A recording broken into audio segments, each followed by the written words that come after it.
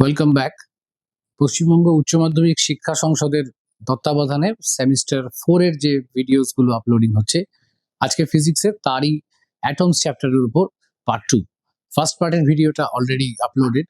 সেখানে আমরা hydrogen atom, বোরস theory এইগুলো নিয়ে একটা প্রাথমিক আলোচনা করেছি এবং সেখানে বোরের থিওরি অনুযায়ী রেডিয়াস, ভেলোসিটি হাইড্রোজেন লাইক অ্যাটমের ক্ষেত্রে ক্যালকুলেশন করা হয়েছে। তো আজকের পার্টে আমরা সেই হাইড্রোজেন অ্যাটমের কিছু অঙ্ক করব, স্পেকট্রাল সিরিজটা দেখব এবং সঙ্গে এক্স রে পার্টটা পড়ে চ্যাপ্টারটা কমপ্লিট করব। তো শুরু করা যাক পার্ট 2 অ্যাটমস। আচ্ছা, গতদিনের ডিসকাশনে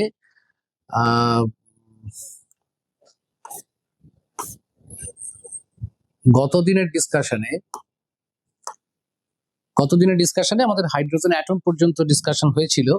সেই ডিসকাশনটাতে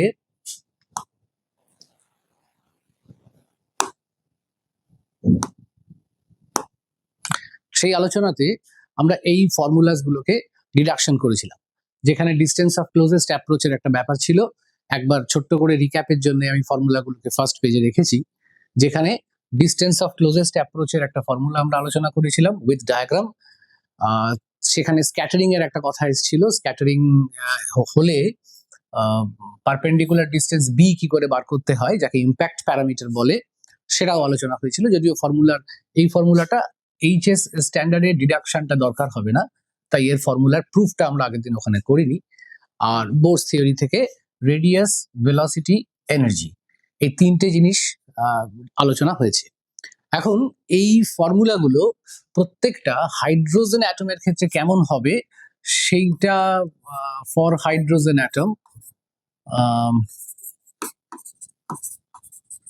সেইটা যদিও বলেছিলাম, তবু এখানে আরেকবার লিখে রাখি। আমরা এর উপরে কিছু নিউমেরিক্যালস কোয়েশ্চেন অ্যান্সার্স আলোচনা করব। যেমন রেডিয়াসের যে ফর্মুলাটা ছিল, রেডিয়াসের ফর্মুলাটাতে যদি হাইড্রোজেন অ্যাটমের ক্ষেত্রে আলোচনা করতে হয়, তাহলে জেড এর জায়গায় 1 বসাতে হবে, কারণ হাইড্রোজেনের অ্যাটমিক নাম্বার 1। জেড এর জায়গায় 1 বসালে এই টোটাল ফর্মুলাটার ভেতর এনটাই একমাত্র ভ্যারিয়েবল থেকে যাবে, বাকি সবটাই কনস্ট্যান্ট।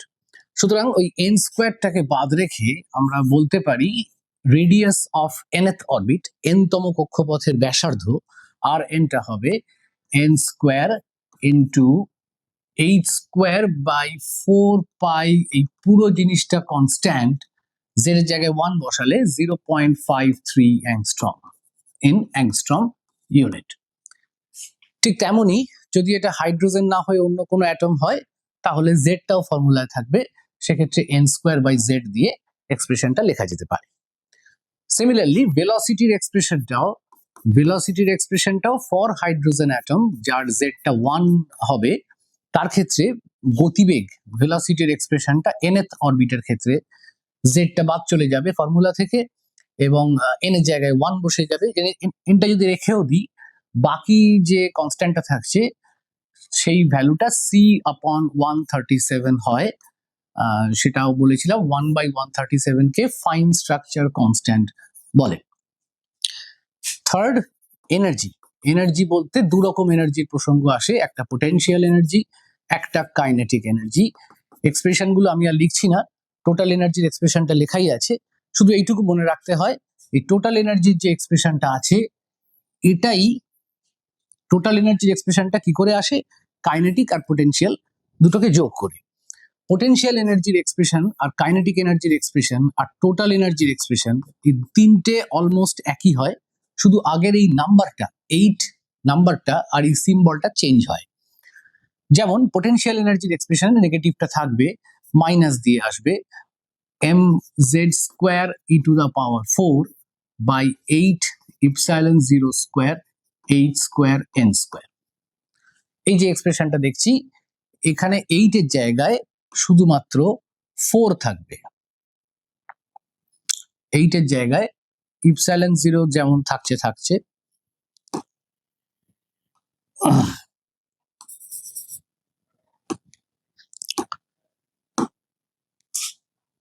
z এর জায়গায় 1 বসে গেল, m e⁴ by 4 epsilon 0 square n square h square. এই এক্সপ্রেশনটা কাইনেটিক এনার্জির বেলায় মাইনাসটা থাকবে না, কারণ কাইনেটিক এনার্জি তো নেগেটিভ হবে না কোনো সময়। সেক্ষেত্রে এক্সপ্রেশনটা পজিটিভ হয়ে যাবে, অর্থাৎ জেড জায়গায় 1 বসালে m e to the power 4 by 8 epsilon 0 square n square h square. Total এনার্জির এক্সপ্রেশনে, কাইনেটিক এনার্জির এক্সপ্রেশনে যা দেখতে পাচ্ছ সেটাই টোটাল এনার্জির এক্সপ্রেশনে বসছে, শুধু একটা মাইনাস দিয়ে। তো এই তিনটে বিষয় ছিল। ফোর্থ যে জিনিসটা বার করা আজকে আমরা প্রথম সেটা দিয়ে শুরু করব, সেটা হচ্ছে time period. Time period calculation করার পরে স্পেকট্রামের দিকে যাব। তাহলে টাইম পিরিয়ড কিভাবে আসবে? Time period number 4, time period. এখন এই টাইম পিরিয়ড জিনিসটা কি? বাংলায় পর্যায়কাল বলে। পর্যায়কাল বা টাইম পিরিয়ড বলতে কি বোঝায়? যখন একটা অ্যাটমের ভেতরে আমরা হাইড্রোজেন অ্যাটমের কথাই ভাবছি বা সিঙ্গেল ইলেকট্রন অ্যাটমের কথাই ভাবছি, কারণ বোরস থিওরিটা সিঙ্গেল ইলেকট্রন অ্যাটমের ক্ষেত্রেই চলে। যদিও জেড দিয়েও ডিডাকশনটা করা যাবে। এটা নিউক্লিয়াস, পজিটিভ জেডি চার্জ রয়েছে, আর একটা ইলেকট্রন nth অরবিটে ঘুরছে, রেডিয়াসটা rn। রেডিয়াসের ফর্মুলা এখানে দেখতেই পাচ্ছ। এবার একবার ঘুরতে তার যে সময় লাগবে সেটা কি টাইম পিরিয়ড বলে। সো টাইম পিরিয়ডের ডেফিনিশনটা কি? Time taken to complete one rotation, one rotation, একবার ঘুরতে যে সময় লাগে তাকে টাইম পিরিয়ড বলে, বাংলায় পর্যায়কাল বলে। তো সেটা কি করে বার করব? যদি v ভেলোসিটিতে সে ঘোরে, রেডিয়াসটা যদি r হয়, তাহলে একবার ঘোরা মানে 2πr পথ যাওয়া, যেহেতু এটা সার্কেল। তাহলে টোটাল টাইম পিরিয়ড বেরোচ্ছে কি করে? Time is equal to distance by velocity. ছোটবেলা থেকে এই সূত্রটা শিখছো, সময় বার করতে গেলে ডিস্টেন্সকে ভেলোসিটি দিয়ে ভাগ করতে হয়, স্পিড দিয়ে রাদার। এখানে আমরা ডিরেকশনটা ম্যাটার করছি না, ডিরেকশনটা ধরছি না। তো ডিস্টেন্সটা এখানে হবে 2πr, আর ভেলোসিটিটা v। যেহেতু nth অরবিটের কথা হচ্ছে, তাই r এর সাফিক্সে একটা n দিলাম, আর n এখানকার রেডিয়াস, আর v এর সাফিক্সেও n দিলাম, vn ওই অরবিটের ব্যাসার্ধ, গতিবেগ। rn vn এর এক্সপ্রেশন আমাদের এখানে লেখা আছে, এক্সপ্রেশন দুটোকে এই ফর্মুলাতে বসিয়ে দেবো। তাহলে টাইম পিরিয়ডের ফর্মুলাটা হয়ে যাবে 2π rn, that means n square h square by 4π square, sorry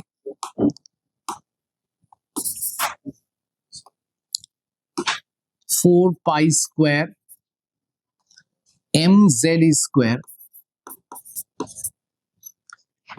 into vn রয়েছে, vnটা অবশ্য নিচে রয়েছে, তাহলে ভেলোসিটির এই এক্সপ্রেশনটাকে আমরা ইউজ করছি ze স্কোয়ার উপরে 2 ইপসাইলন নট nh। তো টাইম পিরিয়ডের টোটাল এক্সপ্রেশনটাকে এক জায়গায় করে ফেললে 2π 4π স্কোয়ার যদি একটু কাটাকুটি করি, পাই একটা ক্যান্সেল হয়ে যাবে, ওপরে পড়ে থাকবে 2 epsilon 0 n h cube n cube divided by 2 pi m z square e to the power 4। ওপরের 2টা থাকছে না, উপরের 2টা নেই, উপরের 2টা 4 এর সঙ্গে ক্যান্সেল হয়ে গেছে। তো এই গেল টাইম পিরিয়ডের এক্সপ্রেশন। খেয়াল করার ব্যাপার, nটা এখানে ভ্যারিয়েবল, অরবিট অনুযায়ী আলাদা হবে, এবং জেডটা এখানে ভ্যারিয়েবল। হাইড্রোজেন অ্যাটম হলে 1 বসবে, হিলিয়াম লিথিয়াম হলে 2 3 ইত্যাদি বসতে থাকবে। বাকি সবটাই constant, epsilon 0 h a pi m e সব কনস্ট্যান্ট। তাহলে আমি এটাকে বলতে পারি t time period is proportional to n cube divided by z square. এটা একটা ইম্পর্টেন্ট কনক্লুশন, টাইম পিরিয়ডের এই এক্সপ্রেশনটাও কাজে লাগবে। সামারি চার্টের মধ্যে টাইম পিরিয়ডের এক্সপ্রেশনটা লিখে রাখা যায় epsilon 0 n cube h cube আপন 2 pi m z square e to the power 4। কেন? তাহলে এই চারটে ফর্মুলা দিয়ে আমাদের কাজ হবে। তো যখন নিউমেরিক্যালস করবো আমরা চেষ্টা করব আজকে টাইম পিরিয়ড এনার্জি এই এক্সপ্রেশনগুলোকে ব্যবহার করে কয়েকটা অঙ্ক করে দেখানোর। তার আগে হাইড্রোজেন স্পেকট্রাম বর্ণালী সেই ব্যাপারটা একটু আলোচনা করে নেওয়া যাক। বর্ণালীতে হাইড্রোজেন স্পেকট্রাম, আমি ডায়াগ্রামটা পরে আসছি, আগে হাইড্রোজেন বর্ণালী কি করে সৃষ্টি হয় সেটা দেখি। বর্ণালী কথার মানে বিভিন্ন তরঙ্গ দৈর্ঘ্যের একটা লিস্ট বলা যায়। এখন তরঙ্গ দৈর্ঘ্য কি করে তৈরি হচ্ছে সেটা একটুখানি দেখে নাও। এখানে যে ছবিটা দেখা যাচ্ছে, আমি এই ছবিটাতে পরে আসবো, আপাতত এটা ছোট করে একটু এখানে এঁকে নিই। যদি দুটো এনার্জি লেভেলের কথা কনসিডার করি, দুটো এনার্জি লেভেল, তাহলে হাইড্রোজেন অ্যাটমের ভেতর ইলেকট্রন যখন একটা এনার্জি লেভেল থেকে অন্য এনার্জি লেভেলে যাবে, ট্রানজিশন হবে, ইলেকট্রন যখন একটা এনার্জি লেভেল থেকে অন্য এনার্জি লেভেলে যাবে, হায়ার থেকে লোয়ার, তখন তার এনার্জি কমবে। কমলে সেই এক্সট্রা এনার্জিটা যেটা সে ছাড়বে, যে এনার্জিটা কমে যাওয়ার কথার মানে এনার্জি রিলিজ করবে, ছাড়বে, যে এনার্জিটা ছাড়বে সেটা একটা তরঙ্গের আকারে বেরোবে। সেই তরঙ্গটা তড়িৎ চুম্বকীয় তরঙ্গ হবে, ইলেকট্রোম্যাগনেটিক ওয়েভ, এবং তার তরঙ্গ দৈর্ঘ্য বা ফ্রিকোয়েন্সি কম্পাঙ্ক যদি নিউ হয় তাহলে তার এনার্জিটা হবে এইচ নিউ। আচ্ছা, এই ক্যালকুলেশনটা আমরা আগে করে নিই, তারপরে এই পেজটায় ফিরে আসবো। এখন এখানে বোরের পস্টুলেটকে দিয়ে কাজটা শুরু করা যাক। বোর পস্টুলেট, সবকটা পস্টুলেট লাগবে না কাজে, আমাদের স্পেকট্রাম ডিসকাশনে আমরা থার্ড পস্টুলেটটাকে ব্যবহার করব। থার্ড পস্টুলেট বলছে যে যদি electron, if an electron transits from nth state to mth, m দরকার নেই ব্যবহার করার, m stands for mass, সুতরাং আমরা pth নিচ্ছি, nth state to pth state, then it emits electromagnetic wave. রিলেশনটা কি? রিলেশনটা হচ্ছে যদি দুটো স্টেটের কথা হয়, একটা nth স্টেট, একটা ph স্টেট, তাহলে ইলেকট্রন যদি nth স্টেট থেকে ph স্টেটে নেমে আসে, সেক্ষেত্রে সে একটা তড়িৎ চুম্বকীয় তরঙ্গ ছাড়বে। এবং বোরস পস্টুলেট অনুযায়ী En minus E P is equal to H nu. দুটো স্টেটের এনার্জি ডিফারেন্সটা এই ইলেকট্রোম্যাগনেটিক ওয়েভের এনার্জির সঙ্গে সমান হবে। ইলেকট্রন ওপরের স্তর থেকে নিচের স্তরে নেমে এলে যে বাড়তি শক্তিটা বর্জন করবে সেটাই তড়িৎ চুম্বকীয় তরঙ্গের আকারে বেরোবে। সুতরাং ইলেকট্রনের শক্তি যতটা কমলো সেটাই তড়িৎ চুম্বকীয় তরঙ্গের শক্তি হিসেবে প্রকাশ পেল। এই হচ্ছে মূল কথা। এখন nth স্টেট আর ph স্টেটের এনার্জি কেমন? আমরা বোরস থিওরি পড়ার সময় এনার্জি অফ nth স্টেটের একটা ফর্মুলা দেখেছি, একটু আগেই কথা হচ্ছিল, minus M Z square E to the power 4 by 8 epsilon 0 square N square H square. এই এক্সপ্রেশনটাকে যদি nth স্টেটের জন্য হয় তাহলে এখানে n বসবে, কিন্তু যদি ph স্টেটের জন্য হয় তাহলে এখানে p বসবে। তো এই এক্সপ্রেশনটাকে আমি এখানে ব্যবহার করব। ব্যবহার করলে En minus E P equal to H nu, এখানে যদি বসাই nth স্টেটের জায়গায় minus M Z square E to the power 4 by 8 epsilon 0 square N square H square. For ph state দুটো মাইনাস আসবে, এই একটা মাইনাস, এনার্জির ভেতর আর একটা মাইনাস, দুটো মাইনাসে প্লাস হয়ে গেল, M Z square E to the power 4 by 8 epsilon 0 square P square H square equal to H C by lambda. নিউটাকে ভেঙে দিয়ে সি বাই ল্যামডা করে দিলাম। তাতে ল্যামডাটা হচ্ছে তরঙ্গ দৈর্ঘ্য, ডাইরেক্টলি ওয়েভলেন্থ বা তরঙ্গ দৈর্ঘ্যটা বেরোবে। এখান থেকে কমন পার্ট গুলোকে আলাদা করে নিলে, ইকুয়েশনটাকে উল্টে পাল্টে বাঁ দিক ডান দিক করে লিখলে H sorry hc by lambda ডান দিকে অনেক কিছু প্রায় সবটাই কমন যাচ্ছে, শুধু n স্কোয়ার পি স্কোয়ারটা থেকে যাবে। তাহলে আমি এরকম লিখবো M Z square E to the power 4 by 8 epsilon 0 square H square common গেল, ব্র্যাকেটের ভেতরে 1 by P square minus 1 by N square. এইচটাকে নামালে সিটাকেও নামিয়ে দিলে 1 by lambda comes Z square M E to the power 4 by 8 epsilon 0 square H cube C, H সিটা নেমে গেল নিচে, এইচ কিউব সি হয়ে গেল, ব্র্যাকেটের ভেতর 1 by P square minus 1 by N square. এই এক্সপ্রেশনটা থেকে ল্যামডা বার করা সম্ভব, আমরা সবকটাই প্রায় জানি। হাইড্রোজেন বা অন্য এলিমেন্ট হলেও চলবে, জেড এর জায়গায় সেক্ষেত্রে ভ্যালুটা পাল্টে যাবে।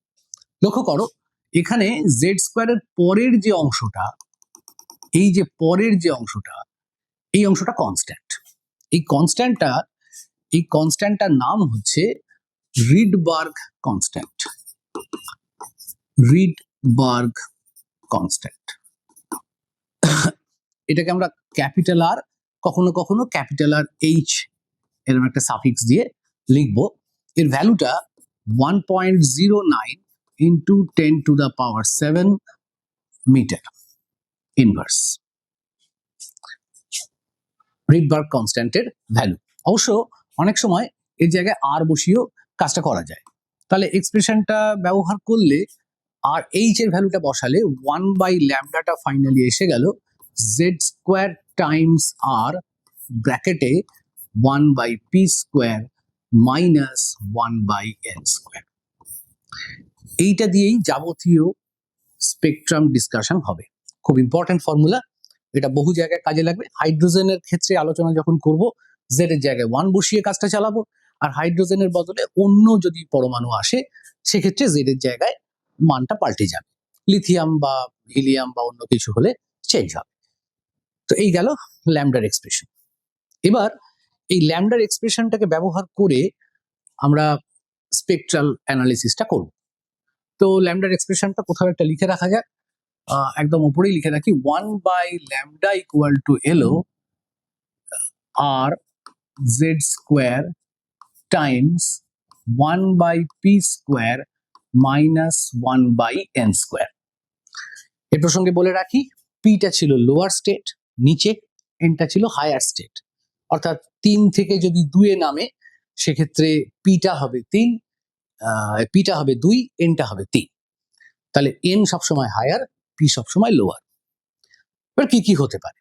হাইড্রোজেন বর্ণালীর ক্ষেত্রে মানে হাইড্রোজেনের ভেতরে ইলেকট্রনগুলোর এনার্জি লেভেল কেমন কেমন হয়। হাইড্রোজেনের ভেতরে ফর হাইড্রোজেন অ্যাটম,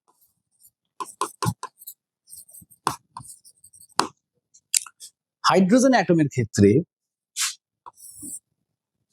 এনার্জির এক্সপ্রেশনটা হচ্ছে minus 13.6 by N square. Z এর জায়গায় 1 বসিয়ে এনার্জির যে ফর্মুলাটা এসেছিল, টোটাল এনার্জির যে ফর্মুলা এসেছিল সেখানে তো সবকিছু কনস্ট্যান্ট ছিল, শুধু জেড আর এনটা বাদে। হাইড্রোজেনের বেলায় জেড এর জায়গায় 1 বসিয়ে এনটাকে রেখে ফর্মুলাটা এরকম আসবে ইভি ইউনিটে, ইলেকট্রন ভোল্ট ইউনিটে। এবার এনের জায়গায় 1, 2, 3 এটসেট্রা বসাতে শুরু করলে বিভিন্ন লেভেলের এনার্জি পাওয়া যাবে। যেমন এনের জায়গায় 1 বসালে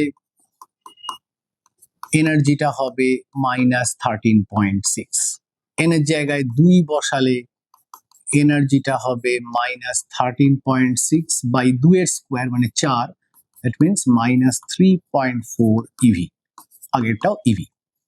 এনের জায়গায় 3 বসালে থার্ড লেভেলের এনার্জিটা হবে minus 13.6 by 9 equal to minus 1.51 EV and so on.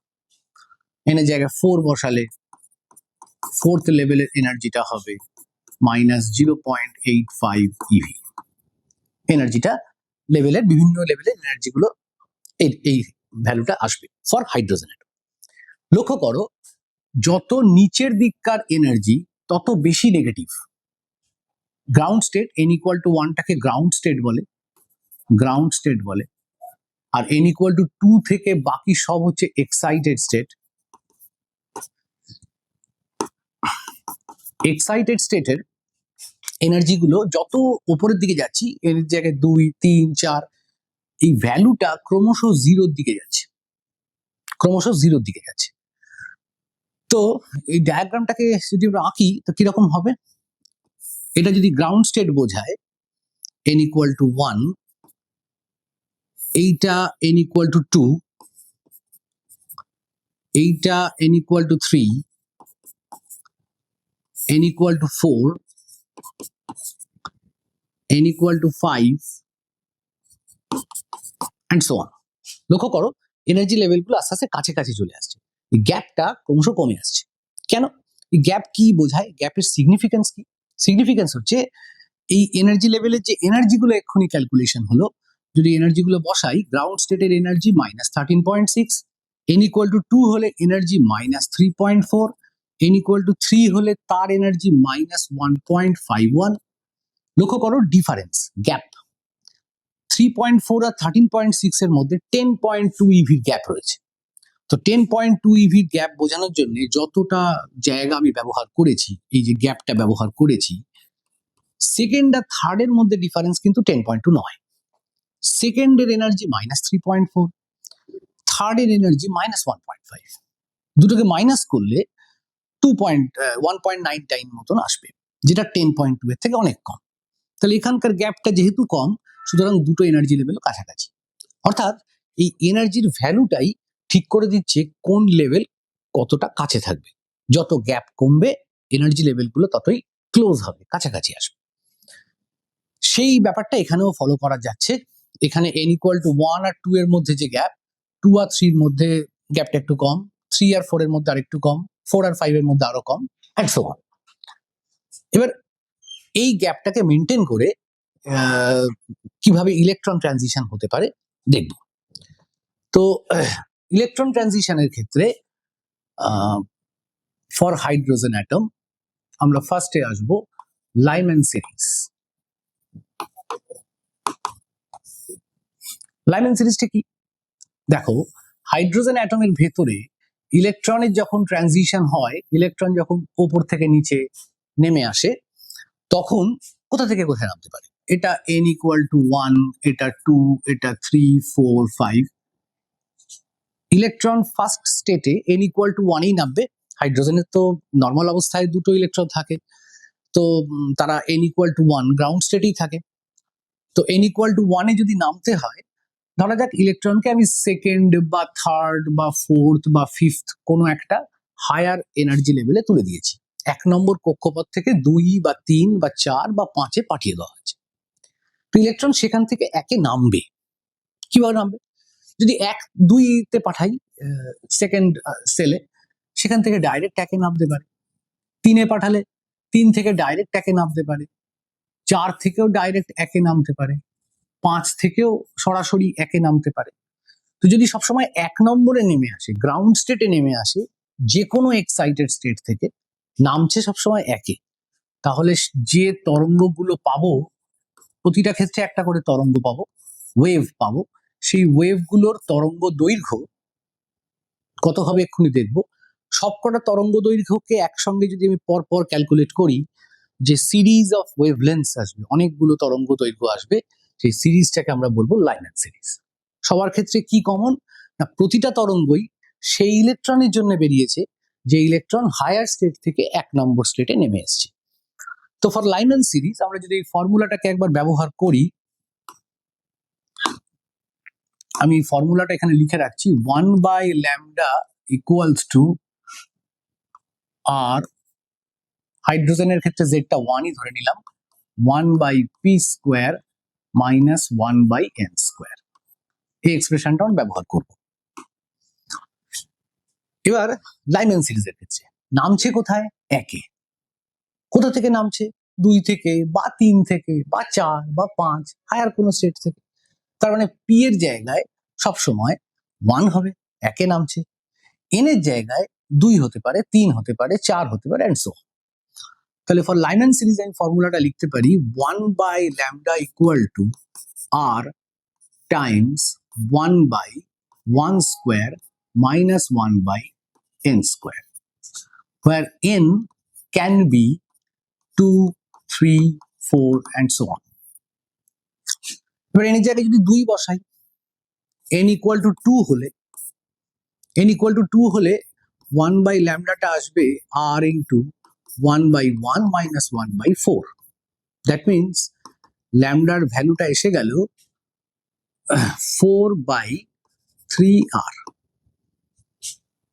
এটাকে আমি ল্যামডা 1 করলাম। n এর জায়গায় 2 বসালে 1/λ2 ভ্যালুটা আসবে r টাইমস 1/1 মাইনাস 2 তো হয়ে গেল, n এর জায়গায় 3 বসাচ্ছি এবার 1 minus 1/9. দ্যাট মিনস ল্যামডা 2টা আসবে 9/8r. এইভাবে চলবে। এই করতে করতে আমি n এর জায়গায় ইনফিনিটি অবধি যেতে পারি, আপ টু ইনফিনিটি। n এর জায়গায় ইনফিনিটি বসালে 1/λটা আসবে r Times 1 minus 1/infinity, that means 0. তো ল্যামডাটা আসবে 1/r. তাহলে লাইম্যান সিরিজের তরঙ্গ দৈর্ঘ্যগুলো, লাইম্যান সিরিজ বলতে আমরা যে ওয়েভস গুলোকে বুঝছি, সেই ওয়েভস গুলোর তরঙ্গ কেমন কেমন হবে। সেই ওয়েভস গুলোর তরঙ্গ হতে পারে 4/3r, 9/8r, এমনকি আপ টু 1/r অব্দি যেতে পারে। এই 1/rটা হচ্ছে লোয়েস্ট, মিনিমাম, এইটা হচ্ছে মিনিমাম, আর 4/rটা হচ্ছে ম্যাক্সিমাম। তাহলে এই ওয়েভলেন্থ গুলোকে লাইম্যান সিরিজ বলা হচ্ছে। ছবিতে দেখো n equal to 1 এ নামছে 2 থেকে, 3 থেকে, এটা 3 থেকে, 4 থেকে, 5 থেকে, 6 থেকে এটসেট্রা। তাহলে এই লাইম্যান সিরিজ বলতে যে তরঙ্গগুলোকে বোঝায়, সেই তরঙ্গগুলোর আমরা এখানে একটা লিস্ট করে দিতে পারি। ওয়েভলেন্থের ওয়েভলেন্থ শুরু হচ্ছে 4/3r থেকে 9/8r, এই করতে করতে 1/r পর্যন্ত যেতে পারে। এই সিরিজের এই তরঙ্গগুলোকে লাইম্যান সিরিজ বলে। প্রত্যেকে আল্ট্রাভায়োলেট, এগুলো দৃশ্যমান নয়, খালি চোখে দেখা যাবে না, এগুলো প্রত্যেকটা আল্ট্রাভায়োলেট রেঞ্জের মধ্যে পড়বে। গেল আমাদের লাইম্যান সিরিজ। এরপর অন্য সিরিজের দিকে যাব। এবার যদি 2তে নামে, ছবিটা ফলো করো, বামার সিরিজ। বামার সিরিজের ক্ষেত্রে ইলেকট্রন নামছে 2তে। কোথা থেকে নামছে? 3 থেকে বা 4 বা 5 বা 6, হায়ার কোন অরবিট থেকে সবসময় নামবে 2তে। সেক্ষেত্রে প্রতিটার জন্য আমরা একটা করে তরঙ্গ পাবো, এটার জন্য পাবো, এটার জন্য পাবো, সবার জন্য একটা করে তরঙ্গ পাবো। সেই ওয়েভ গুলোকে একসঙ্গে ওয়েভলেন্থ গুলো বার করি যদি, ঠিক লাইম্যান সিরিজের মতন, তাহলে যে লিস্ট আসবে সেটাকে বামার সিরিজ বলা হচ্ছে। তাহলে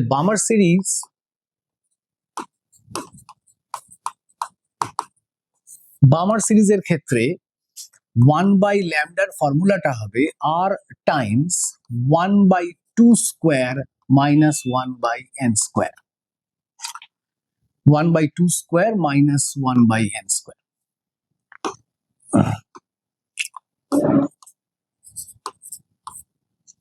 এবার n এর জায়গায় 2, 3, 4 ইত্যাদি বসানো যায়। n এর জায়গায় 2 বসবে না, যেহেতু 2তে নামছে, 3 থেকে শুরু হবে।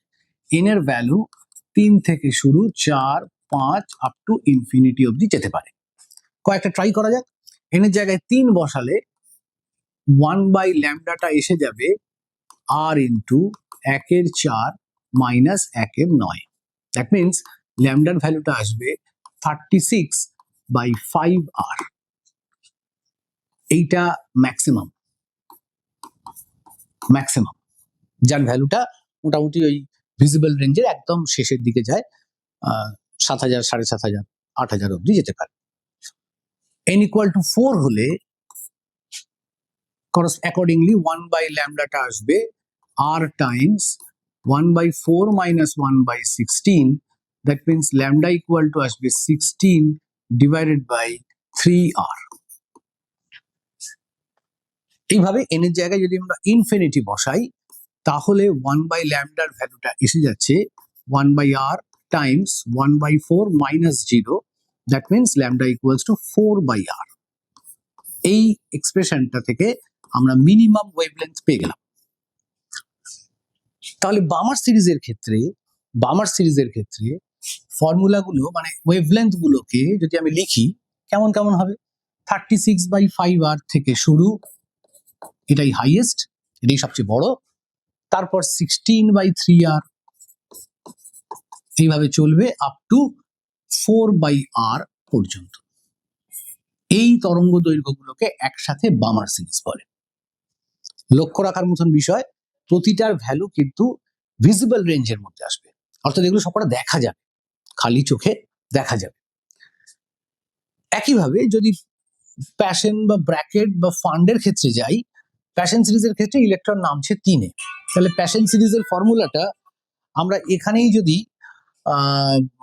লিখে দিই, এর মধ্যে আগের দুটোর এক্সপিরিয়েন্সকে কাজে লাগিয়ে, তাহলে 1/λ ইকুয়াল টু আসবে r টাইমস, প্যাশন সিরিজের 3-এ নামছে 1/3 স্কোয়ার মাইনাস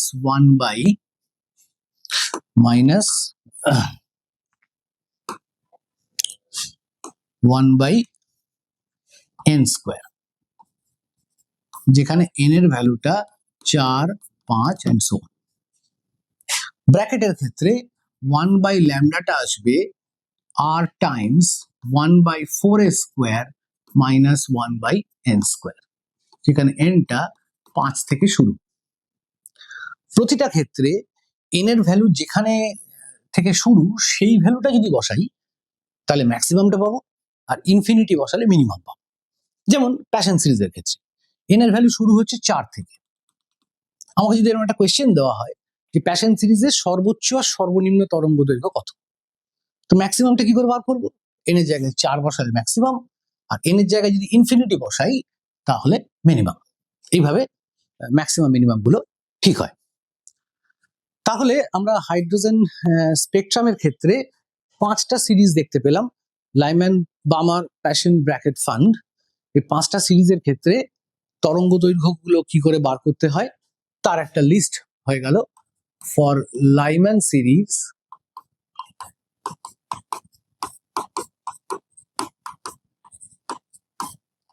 এনটা 2 থেকে স্টার্ট হবে,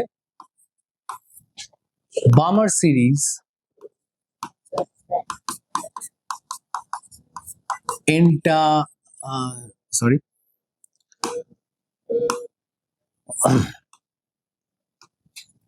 1/2 স্কোয়ার মাইনাস 1/n স্কোয়ার, এনটা 3 থেকে শুরু হবে, চলবে। ফর প্যাশন সিরিজ 1/λ এনটা 4 থেকে শুরু। ফর ব্র্যাকেট সিরিজ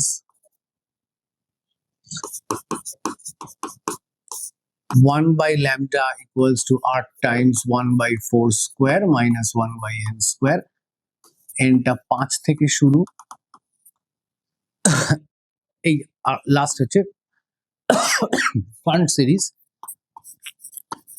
সিরিজের ক্ষেত্রে 1/λ r times 1/5 square minus 1/n square, n এর ভ্যালুটা অ্যাকর্ডিংলি 6 থেকে শুরু।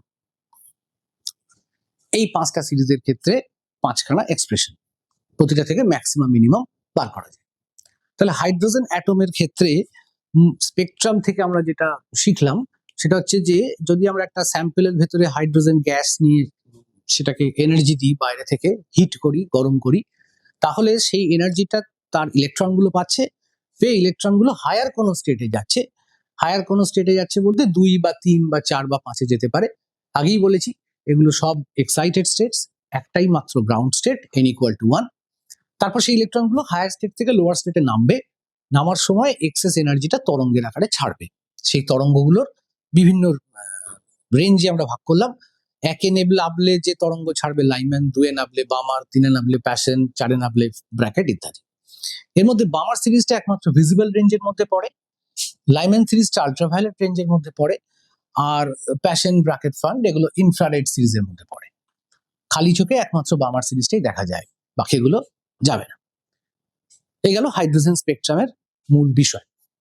এবার এখান থেকে আমরা কয়েকটা কোয়েশ্চেন ট্রাই করব। তাহলে Lyman series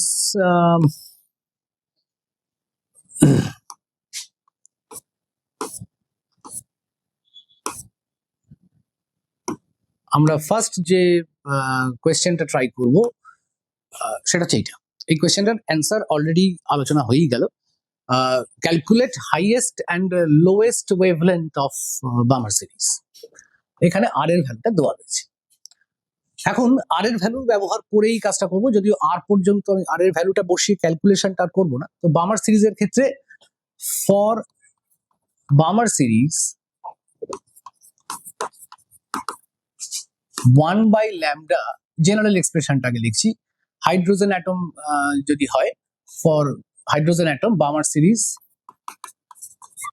for hydrogen atom, এটা অবশ্য কোয়েশ্চেনে বলা নেই, কোয়েশ্চেনটা একটু মডিফাই করে দিচ্ছি। For hydrogen atom 1/λ equals to R times Balmer series. মাথায় রাখতে হবে, তার মানে এন এর ভ্যালু 2-তে নামবে, ইলেকট্রন 2 নম্বর অরবিটে বা এনার্জি লেভেলে নামবে 3 থেকে বা 4 থেকে বা হায়ার কোন স্টেট থেকে। কোয়েশ্চেন জিজ্ঞেস করেছে হাইয়েস্ট আর লোয়েস্ট। হাইয়েস্ট বার করবো কি করে? Highest wavelength. হাইয়েস্ট বার করার জন্য এন এর জায়গায় 3 বসাবো। বসালে ল্যামডাটা 1/λ equal to R times 1/4 minus 1/9। That means ল্যামডাটা এসে যাবে 36/5 আর। এখানে আর এর ভ্যালুটা যদি বসানো যায়, এই ভ্যালুটা যদি বসানো যায় তাহলে জিনিসটা অ্যাংস্ট্রমে চলে আসবে। অবশ্য মিটার ইনভার্সে আসবে, তারপর 10⁻⁻10 মিটার মানে 1 অ্যাংস্ট্রম, সেটা কাজে লাগিয়ে বার করা যেতে পারে। আর লোয়েস্ট যদি বার করতে বলে n equal to 4, n equal to infinity, sorry n equal to infinity বসাবো। সেক্ষেত্রে 1/λটা হয়ে যাবে r times 1/4 minus 0। That means ল্যামডার ভ্যালুটা আসবে 4/r। এটা লোয়েস্ট, এটা হাইয়েস্ট। আচ্ছা, যদি এটা হাইড্রোজেন অ্যাটম না হয়, যে কোয়েশ্চেনটা বোর্ডে দেখা যাচ্ছে এখন, তার অ্যান্সার এটাই। আর এর ভ্যালুটা বসানোর পর অবশ্য ফাইনাল এক্সপ্রেশনটা আসবে। আমি আর এর ভ্যালুটা আর বসাচ্ছি না এখানে, এটাই অ্যান্সার আপাতত ধরে নিচ্ছি। যদি এটা হাইড্রোজেন অ্যাটম না হয়, অন্য কারোর ক্ষেত্রে হয়, তখন আমরা কি করব? কোয়েশ্চেনে তো হাইড্রোজেন অ্যাটম বলা ছিল না। তাহলে Balmer series for say helium ion He+। Helium structure সম্পর্কে আইডিয়া আছে, 2টো ইলেকট্রন থাকে, একটা বার করে নেওয়া হচ্ছে, ফলে হিলিয়াম এখন সিঙ্গেল ইলেকট্রন অ্যাটম হয়ে গেছে, জাস্ট লাইক হাইড্রোজেন। বোরেস থিওরি শুধুমাত্র সিঙ্গেল ইলেকট্রন অ্যাটমের ক্ষেত্রেই চলে, সুতরাং হিলিয়াম অ্যাটমের ক্ষেত্রে, আয়নের ক্ষেত্রে আমরা বার করব। আচ্ছা, হিলিয়ামের ক্ষেত্রে 1/λ ফর্মুলাটা হবে, বামার সিরিজ যদি ধরি, z² times r 1/2² minus 1/n²। Balmer series মানে এনটা হবে 2, হিলিয়ামের ক্ষেত্রে জেডটা কত হবে? 2। তাহলে জেড এর জায়গায় 2 বসাই, এক্সপ্রেশনটা হবে 4r within bracket 1/4 minus 1/n²। এনটা যেখানে 3 থেকে শুরু হয় আপ টু ইনফিনিটি অবধি যাবে। সব বার করার দরকার নেই, কোয়েশ্চেনে বলা আছে হাইয়েস্ট আর লোয়েস্ট বার করতে। ফর হিলিয়াম কাজটা করছি। তাহলে হাইয়েস্টটা কত আসবে? হাইয়েস্টটা আসবে lambda, sorry 1/λ equal to 4r 1/4 minus n এর জায়গায় 3 বসাবো 1/9। সেখান থেকে 520, তাহলে ল্যামডাটা আসবে 36/20r। আর লোয়েস্ট ভ্যালুটা কত আসবে? লোয়েস্টটা আসবে 1/λ equals to 4r 1/4 minus 1/infinity, that means 0, 4 কেটে গেল, ল্যামডাটা আসবে 1/r। তাহলে হিলিয়ামের ক্ষেত্রে ম্যাক্সিমাম মিনিমাম, সর্বোচ্চ সর্বনিম্ন তরঙ্গ দৈর্ঘ্য বেরোলো। এই কোয়েশ্চেনে যদি হিলিয়ামের বদলে লিথিয়াম দিয়ে দেওয়া হয়, ডাবল আয়োনাইজড লিথিয়াম, সব একই থাকবে, লিথিয়ামের ক্ষেত্রে জেডটা হয়ে যাবে 3। তাহলে আমরা অন্য অ্যাটমের ক্ষেত্রে জিনিসটা চেঞ্জ করে নিতে পারি। গেল আমাদের স্পেকট্রাম। নেক্সট কোয়েশ্চেন দেখবো। আচ্ছা, পরের প্রবলেম। এই প্রবলেমটাতে কোয়েশ্চেনটা খেয়াল করো, in Geiger Marsden experiment, Geiger Marsden experiment কোনটা? রাদারফোর্ডের alpha scattering experiment. Rutherford alpha scattering এক্সপেরিমেন্টে, in Geiger-Marson experiment, at 5 MeV, alpha particle is scattered through 180 degree from the gold foil. If the atomic number of gold is 79, that means zeta 79. Find the distance of closest approach. তাহলে Geiger-Martin এক্সপেরিমেন্টে 5 MeV এর alpha particle, এইখানে কোথাও, আমি ছবিটা একবার ছোট করে একটু মনে করিয়ে দিই, এইখানে কোথাও গোল্ড ফয়েল ছিল, গোল্ড ফয়েলের ভিতরে আমি একটা অ্যাটমে কনসেন্ট্রেট করছি, তো একটা অ্যাটমই আঁকি।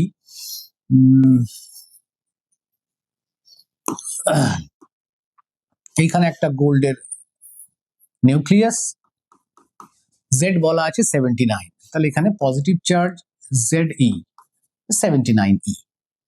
এখান থেকে একটা আলফা পার্টিকেলকে ছাড়া হলো, আলফা পার্টিকেলের চার্জ হচ্ছে +2E। আলফা পার্টিকেল, দুটো প্রোটন দুটো নিউট্রন, +2E। মাসটা হচ্ছে 4 AMU। চারটে পার্টিকেল, দুটো প্রোটন দুটো নিউট্রন, মাসটা 4 AMU। তাকে ছোড়া হয়েছে উইথ সাম এনার্জি 5 MeV। সে এগোবে, কাছাকাছি কোনো একটা পয়েন্ট অব্দি যাবে, তারপর 180 ডিগ্রি ঘুরে আবার ব্যাক করবে। এই ডিস্টেন্সটা কত? এই ডিস্টেন্সটা কত? এখন এর একটা এক্সপ্রেশন আমরা আগের দিন ডিডিউস করেছি, সেই এক্সপ্রেশনটা একবার একটু দেখে নেওয়া যাক।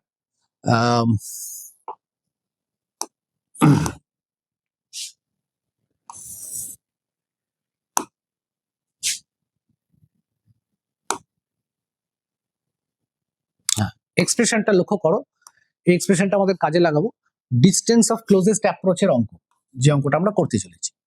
সেখানে কি ছিল? ZE into 2E, alpha particle ছোঁড়া হয়েছে, আলফা পার্টিকেলের চার্জ 2E, এই অঙ্কটায় জেডটা বলা আছে 79, যেটা আমরা করছি, divided by 4πε0 half mv square. ZE into 2E divided by 4πε0 into kinetic energy. এখন এই অঙ্কটাতে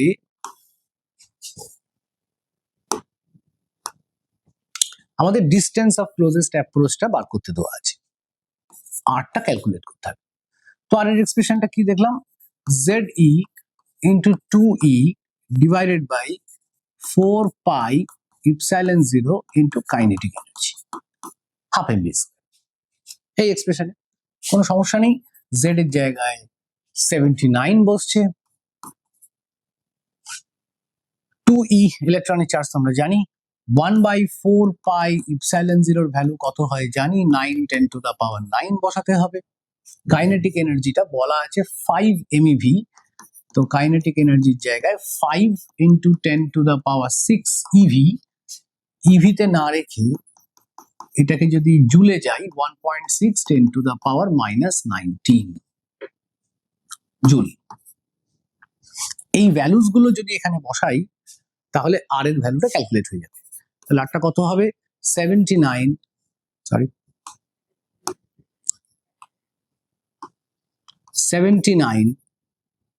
times 2 times E square, that means 1.6 10 to the power -19 square divided by kinetic energy, ওইটা 8 into 10 to the power -13, আমি এটা multiply করে নিলাম, 5 into 1.6 মানে 8 into 10 to the power -13, আর 4πε0 ভ্যালুটা বসানো হয়নি, into 9 10 to the power 9। এই পুরোটা যদি ক্যালকুলেট করা যায় তাহলে এর অ্যান্সারটা আসবে, আমি ক্যালকুলেশনটা এখানে স্কিপ করে যাচ্ছি, এর অ্যান্সারটা আসবে কত সেটা বলে দিচ্ছি, 4.55 into 10 to the power -40। এর অ্যান্সারটা আসবে 4.55 10⁻⁻14 মিটার। তাহলে এই গেল আমাদের ডিস্টেন্স অফ ক্লোজেস্ট অ্যাপ্রোচের উপর প্রবলেমস। এবার নেক্সট অঙ্কে চলে যাব। নেক্সট স্লাইডে দেখা যাক আর একটা অঙ্ক আমরা পাবো। এই কোয়েশ্চেনটা দেখো, the electron in an hydrogen atom বলে দিল, তার মানে জেড এর জায়গায় 1 বসানো যাবে, makes a transition from n1 to n2। n1 n2 গুলো কোন স্টেট? গ্রাউন্ড স্টেট, 1 নম্বর 2 নম্বর কিছু বলেনি, র্যান্ডম দুটো স্টেট n1 আর n2। But n1 and n2 আর principal quantum numbers, that means ওই ফার্স্ট বা সেকেন্ড অর্ডার বা থার্ড ফোর্থ, n এর জায়গায় 1 2 বসবে। Assume Bohr model to be valid if the time period of the electron in the initial state is 8 times that in the final state, then find ratio of n2 by n1. এখন একটা time পিরিয়ডের অঙ্ক। তো আজকের ক্লাসের শুরুতেই আমরা time period calculate করেছি এবং এটা দেখেছি যে যখন ইলেকট্রন nth অরবিটে ঘুরছে with some velocity vn suppose, তখন তার time period is proportional to n cube। যে টাইম পিরিয়ডটা ক্যালকুলেট করার সময় কি করে ক্যালকুলেট করা হয়েছিল?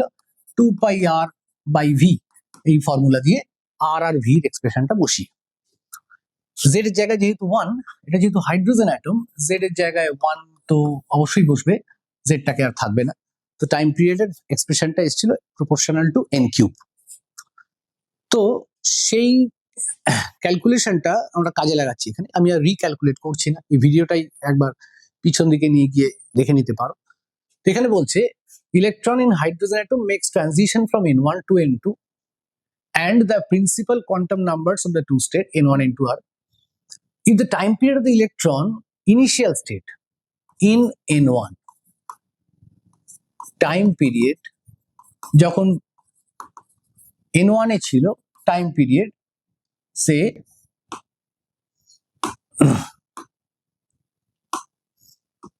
Time period t1, in n2 say time period b, ধরে নিচ্ছি টাইম পিরিয়ডটা হচ্ছে t2। অর্থাৎ ইলেকট্রনটা এরকম, এই হচ্ছে নিউক্লিয়াস, এই একটা স্টেট, এই একটা বিভিন্ন স্টেটস রয়েছে। কোন স্টেট থেকে কোন স্টেট জানি না, ধরে নিচ্ছি এটা n1 স্টেট, এটা n2 স্টেট। ইলেকট্রন এখান থেকে এখানে ট্রানজিশন হচ্ছে। যখন এই সেলে ছিল তখন তার এক পাক ঘুরতে, পুরো রাস্তাটা এক পাক ঘুরতে সময় লাগতো t1। যখন n2 তে এসছে তখন তার পুরো রাস্তাটা এক পাক ঘুরতে সময় লাগে t2। তাহলে t1 t2 এর সঙ্গে n1 n2 রিলেশনটা কি? t is proportional to n cube, therefore t1 by t2 is proportional to n1 cube by n2 cube। কোশ্চেনে বলছে electron in the initial state, time period of the electron in the initial state is 8 times that in the final state. Final state t2, initial state t1, time period. So electron in the initial state is 8 times that of the final state. So according to problem, t1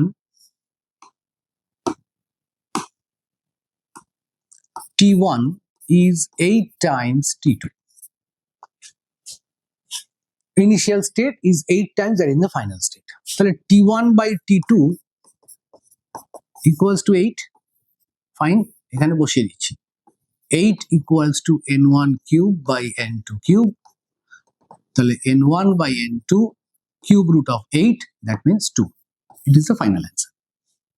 তাহলে এর অ্যান্সারটা হয়ে গেল n1 by n2 ratio 2। Time পিরিয়ডের উপরে ছোট্ট একটা